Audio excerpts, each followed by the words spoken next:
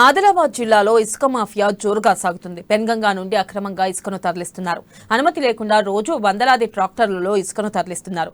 నదీ పరివాహక ప్రాంతాల్లో గుట్టలుగా ఇసుకను డంప్ చేస్తున్నారు. అయితే ఇసుక దందాపై అధికారులు చూసి చూడనట్టుగా వ్యవహరిస్తున్నారు.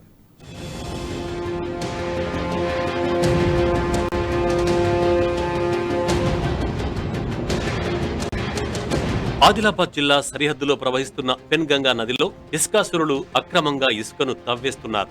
గతేడు సమృద్ధిగా వర్షాలు కురవడంతో పెనుగంగా నదికి భారీగా వరదలొచ్చి ఇసుక మేటలు పుష్కలంగా అందుబాటులోకి వచ్చాయి. పట్టణంలో నిర్మాణ రంగ పనులతో పాటు సిమెంట్ ఇటుకలు, టైల్స్ తయారీకి ప్రస్తుతం ఇసుకకు భారీ డిమాండ్ ఏర్పడింది. దీంతో ఇసుక మాఫియా నది నుంచి అక్రమంగా ఇసుకను తరలిస్తూ అడ్డగోలుగా దోచుకుంటున్నారు. పెన్గంగా పరివాహక ప్రాంతంలో ఇసుక రవాణాకు ప్రత్యేకమైన రోడ్డు మార్గాలు ఏర్పాటు చేసుకున్నారు. ఏదైనా ఫిర్యాదు చేస్తే హడావుడి చేస్తున్న అధికారులు మాఫియా ఇచ్చే మామూళ్లతోనే సరిపెట్టుకుంటున్నారన్న ఆరోపణలు వస్తున్నాయి.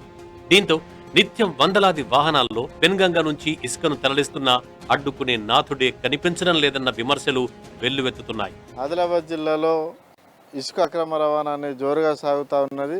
అధికారులు, పోలీసులు చూసి చూడనట్లు మామూలుగా వ్యవహరిస్తున్న పరిస్థితి ఉన్నది.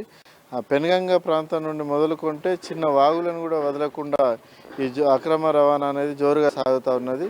ఇప్పటికీ అనేక సందర్భాల్లో మీడియాలో వస్తున్నా కూడా ఇటు పోలీసులు అటు అధికారులు చర్యలు తీసుకోకుండా వాళ్ళని చూసి చూడనట్లు వ్యవహరిస్తున్నారు. ఇది పర్యావరణానికి పూర్తిగా నష్టం చేసే విధంగా ఉంటున్నది.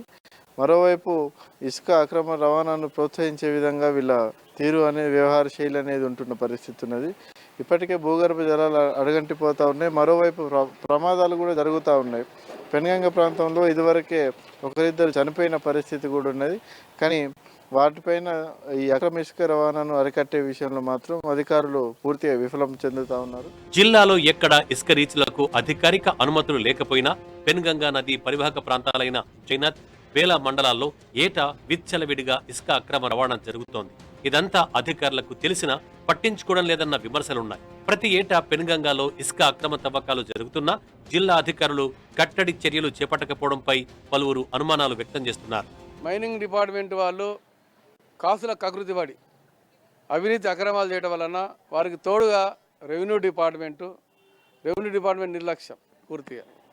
ఈ మైనింగ్ రెవెన్యూ కలిసి వారికి తోడుగా పోలీసు వాళ్ళు కూడా మామూలు తీసుకొని ఇవాళ ఇలాంటి వాహనాలు వేలాది ట్రాక్టర్లు, వేలాది టిప్పర్లు ఇట్లా ఉసుకని వస్తూ ఉంటే రేపు భవిష్యత్తు ఏంటి? ప్రభుత్వం ఏమి హెచ్చరిక చేస్తారు. ఒక పక్కన భూగర్భ జలాలు తగ్గుతూ ఉన్నాయి. ఉసుకని తవ్వడం వలన మరి అనేక ప్రమాదాలు ఉంటాయి.